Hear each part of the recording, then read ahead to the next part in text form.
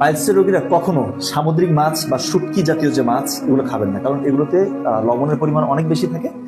ফলে আমাদের শরীর অতিরিক্ত পানি শোষণ করে নেয়, এবং দেখবেন যে এর কারণে আমাদের যে অ্যানাল ভেনাস প্লেকজাস অর্থাৎ মলদ্বারের ওইখানে যে রক্ত যে শিরা উপশিরা এগুলো আছে এগুলোর আরো প্রসারণ ঘটে।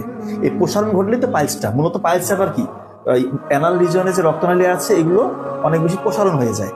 ফলে দেখবেন যে আপনার মল ত্যাগে যখন যারা দীর্ঘদিন ধরে কোষ্ঠকাঠিন্য তাদের মল ত্যাগে চাপ দিতে হয়, তখন রক্তনালীগুলো ছিঁড়ে মানে ওইখান থেকে ফোটায় ফোটায় রক্ত পড়ে এবং অনেক সময় ব্যথাও হয়।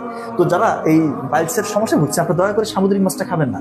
এমনি নর্মালি যে নদীর পুকুরের মাছ পাওয়া যায় এটা খেতে পারবেন, কিন্তু সামুদ্রিক মাছ, শুটকি জাতীয় মাছ, গাই গরুর মাংস, এরপর হচ্ছে খাসির মাংস, তারপরে বেগুন, এই খাবারগুলো খাবেন না।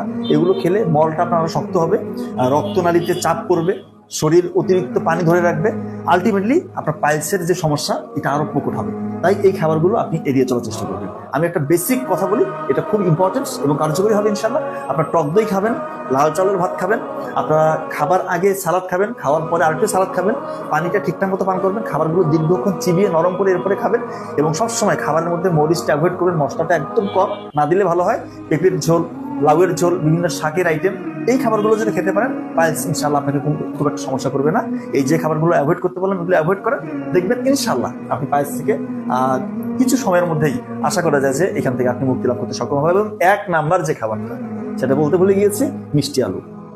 মিষ্টি আলু সিদ্ধ করে প্রতিদিন 4-5টা করে খান, দেখবেন যে খুব র্যাপিডলি ইনশাল্লাহ আপনি পাইলসের সমস্যা থেকে মুক্তি লাভ করতে সক্ষম হবেন।